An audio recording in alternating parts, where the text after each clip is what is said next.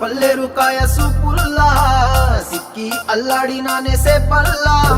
పసిడి పచ్చాని అరసేతుల్లా ధర పోస్తా ప్రాణాలు తానే అడగాల